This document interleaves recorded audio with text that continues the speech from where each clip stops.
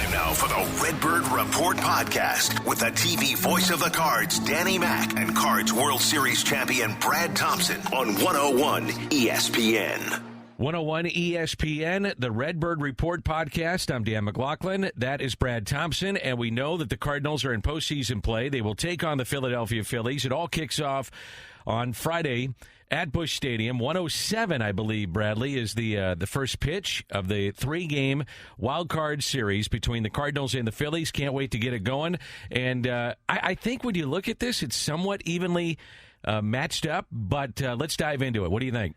Well, first of all, I'm pumped. I'm pumped up. This is what these guys play all year for. I remember that feeling of making it to the postseason, and for a lot of guys, they've been there before, but for many of them, this will be their first crack at it. And Busch Stadium is going to be a great place to do it. And I love the fact with the Cardinals playing as good a baseball they had at home that they get to host this wild card round. I mean, I think that's a great thing. It's a big advantage. Quintana, by the way, gets the game one start. You like that? So I do like that. I do too. The idea of it here, because you might be thinking, well, why not Michaelis? Michaelis has been the consistent guy. Well, first of all, Quintana has been incredibly consistent for you. Hasn't given up more than 2 runs in any of his starts as a Cardinal. In September, he's got an ERA of about .86. I mean, the dude is doing everything.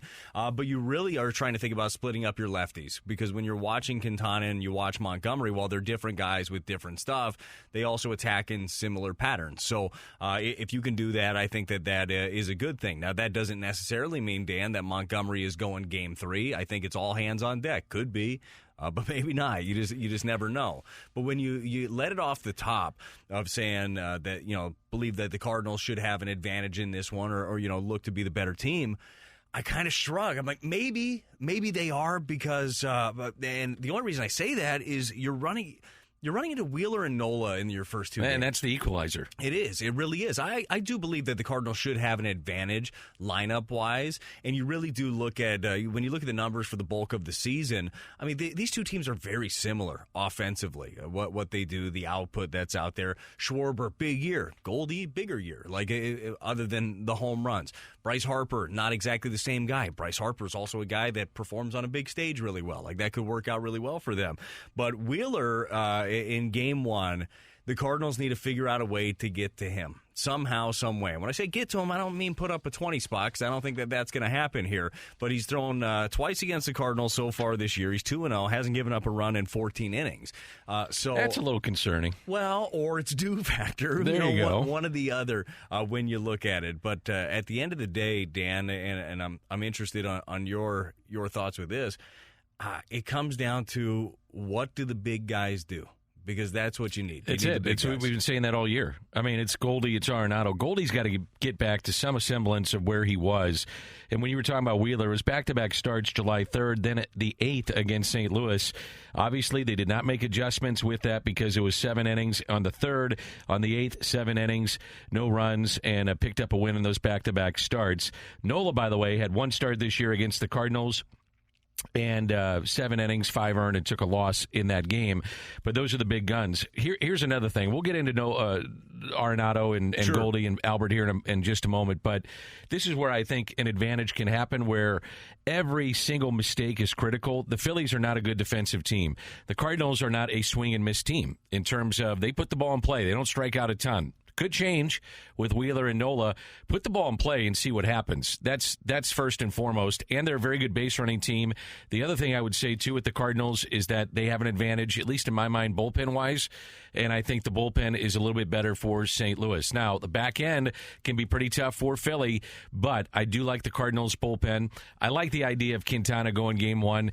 To your point, he's been maybe your best pitcher here the last month or so. He's earned that start. And as you said, if you have back-to-back lefties with similar styles to an extent, why not split them up for games 1 and game 3? And then you got Michaelis to maybe close them out or save your season in game 2. So I think it makes some sense as to why they lined it up this way. And you know this, for covering baseball as long as you did. And by the way, if you missed it over the last game against the Pirates, a little celebration of your career, Very Dan. nice. 25 years in the booth, and congratulations for that. And in Thank 25 years, you've seen a ton, and Yep. you've covered while not necessarily on Bally Sports. You're covering the postseason. You're around for all of it. We have all of these narratives, and we have all of these thoughts coming into series. Goldie be Goldie. Dude, I mean, how often does it got. really work out where it's like, oh, well, they had the advantage here, and this is what worked out? Like, there is so much randomness in the postseason. Now, the wild card round is not as random as it used to be, where it was the one game in the last couple of years with the second wild card, and I did like that.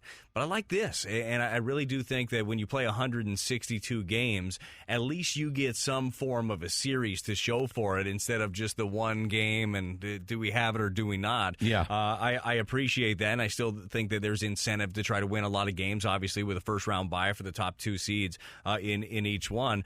But nothing ever goes exactly to plan, and that's where I think that Ollie Marmol has a real advantage, honestly, because I don't think that he is not, and you know Ollie very well, built a great relationship with him over the years.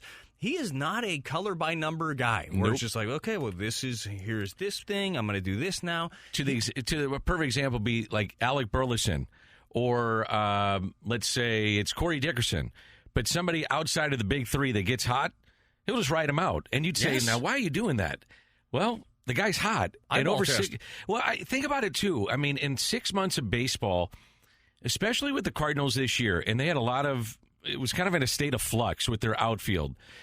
And I think it's a good example to use, is that you went into this season with O'Neill, Bader, Carlson. You went out of the season saying it's Nootbaar and a combination of Dickerson, Burleson, who am I missing? Yepes. Sure. So Johnny played out there a little bit. Yeah. So my point is, in the course of a regular season, what do you do in the middle of July? Well, that guy got hot, so he's going to start tonight and tomorrow and the next day until he's not hot, and then we're going to give somebody else a shot.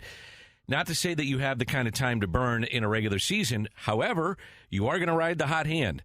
And I think that's the point of what you're saying. Is like it's not all just constructed to say, this is our lineup every day, 1 through 9, this is what we're going to roll out, win or lose, that's how we're going to do it. Ollie is not like that once, so he's not constricted by what people would say has to be the traditional lineup every day. So to that point, is there anything that you saw at the end of the season that would lead you to think, okay, well, this is hot hand, and this is direction that he might go that people are not expecting? I'd say Nootbaar at the top, and I don't know if that's out of box. I'd say Tommy Edman, maybe 9th or even 2nd. Because of Tommy Edman, they ride him into the ground out of necessity the last couple of years. And then you have these winner-take-all games. So there was no chance to let him sit or to breathe a little bit and regroup. I thought yesterday, Brad, was the best at-bats Tommy Edman has played and had in a month. And that's saying a lot because he's been really good, consistently good. But that's the kind of thing that Ollie may look at that and say, you know what, Tommy is... We like what we're seeing. The results may not be there. I like what I'm seeing. For instance, Alec Burleson. I like what I saw in Pittsburgh. Maybe he gets a run. Tuesday, he drove a couple of balls to the left field. Nothing to show for it, right? You're looking at the box score. But like it's what fly they ball see. to the left. Exactly. Yeah, and so that's why I think, like, if you're looking for who could be, and you can make a million different scenarios of like who's going to be outside of Goldy, Arenado, Albert. Those are two guys I look at. Maybe it's a Brendan Donovan postseason to never forget. Those are the kind of things that happen with this stuff. But I'm going to go back to our original point. We can give all these different scenarios. If the Cardinals are going to advance and if they're going to have a long postseason, and I hate putting it all on one or two guys, but Arenado and Goldy have to be Arenado and Goldy. It's just that simple. And eyeball test recently, it has not been there. It hasn't. And Goldy has looked off. You and I have talked about it on the broadcast, how he seems to be just getting under some pitches here and there. Also late on some pitches that he generally, and most of the year, all of the year, except for the last month, has not been late on. But I still believe in greatness, and I still believe that greatness. And honestly, I don't think that we use the term like rise to the occasion. It's not rise to the occasion. It's maintains what they do when the pressure is on. And Goldy is not a guy, and you know Goldy well also, and Arenado, same thing. They are not guys that you look at and say, okay, well, they're going to shrink when the pressure is there. They're going to be able to maintain that same mindset. I'm really curious to your answer to this question, and you competed in postseason play in the biggest stage. You competed in the World Series. The Phillies have not been to the playoffs since 2011 when the Cardinals knocked them out, and that was the famous Chris Carpenter game, and The big first baseman goes down. Ryan Howard, yeah. Ryan Howard obviously goes down with the Achilles, and it was the beginning of the end for the Phillies run and the start of a special run for the Cardinals. But I am really fascinated how young guys respond, and that goes to the Cardinals too. Brendan Donovan, some of the others that'll get a chance. Yeah. What is it like when you go out there, you look up, and there's nearly 50,000 people, and they're waving towels, and it's just a different animal. I can't ever imagine what it's like. I never did it. What was it like? I've joked around with you, but I'm dead serious. I still remember my first ever postseason outing. It was in 2005 against the Padres, and I threw strike one, and everybody started cheering. And it almost sounded like a Bronx cheer, like I had walked three guys beforehand, and it wasn't the case. Yeah. But that's how the fans hang on every single pitch in the postseason. So you hear it, but you have to remember that this is still 60 feet 6 inches, all the cliches, right? You really do have to hammer that home. I guess you can't let it speed up on you. No, you can. And that's where, honestly, and to your point of the Phillies, not having a ton of guys that have been on that stage, and certainly, look, Schwarber's been on that stage before and has performed well in the postseason. Harper has been there and performed well. But in large part, like, you haven't had a lot of guys that have been there on that Phillies roster. It helps being able to lean on some veterans that have been there. Jason Isringhausen is a guy I talk about a lot. Izzy really helped me slow things down. He would tell me beforehand, do this for all of the relievers out there. Said, hey, this is what it's going to feel like, and this is what it's going to sound like. Here's what to expect. There are so many different variables that happen, too. You get so used to your routine in the regular season where it's like, okay, well, this time I show up at the ballpark. Media will be in around here. Dude, postseason starts. There's people you've never seen before. The clubhouse is packed full of media members. Everybody's asking questions. It'll be stuff that like a normal Cardinal beat writer or something would never ask it because they already know the answer. So you feel like you're repeating yourself over and over again. You have weird start times. I mean, the TV doesn't care what time you're playing. It's like, Cardinals, you got 3:44 start today. Yeah. Okay, I guess we're going to get ready for a 3:44. There's so many different things. So when you have veteran players that you can lean on, and Jim Edmonds certainly was one of those guys that really took everybody under his wing during that run, certainly in 05, but 06, especially when we ended up winning the World Series. It really, really helps to have those type of sounding boards and people that know what it's like to be through. But there's still going to be the nerves. There's still going to be the excitement. But once you get out there and play, it's still the game. And I think that the Cardinals have done a good job of, first of all, drafting the right guys. Like, you look at the mindset. Brendan Donovan feels like he's been in the big leagues 10 years already. It's like watching that, too. Dude, and the way that he goes about it, right? Lars Nootbaar might turn into a freaking star in the postseason if the Cardinals go on Lights a run. Go on. He loves it. He's got that. Yeah. He's grinding it out. He's selling T-shirts at the NLCS. Like, who wants some of this? You can absolutely see it. Palante is stone cold when he's on the mound, and so is Zach Thompson. Like, Zach Thompson is. I think his role is really big. Starting tomorrow. So I look at you look at some of the metrics too. Schwarber's right, the dangerous guy. That's the one you're worried about. That's certainly the guy for me. You're worried about Harper because of what Harper. But he's Harper's not the same right now. No, not since coming back off of injury. He hasn't been the same. Now, did the lights turn on and then he turns on? Yeah, could happen. You're going to be very careful with him. But you're looking at Schwarber and the way that you need to pitch him, and I feel like Thompson sets up fairly well for him. That big sweeping breaking ball. Dude, Schwarber's 3 true outcomes, okay? He's going to strike out, he's going to walk, he's going to hit a home run. That's exactly who he is. I can handle 2 of the 3. Yeah. There's one of them I can't handle 44 times this year, right? 46 maybe. 46, that's what it was. A lot of home runs. Okay. And he turned it on late. Yeah. That's the outcome that you're trying to stay away from. I really think that Zach Thompson has the type of stuff that profiles he could keep him off balance. All right, Albert. Final stage, final run.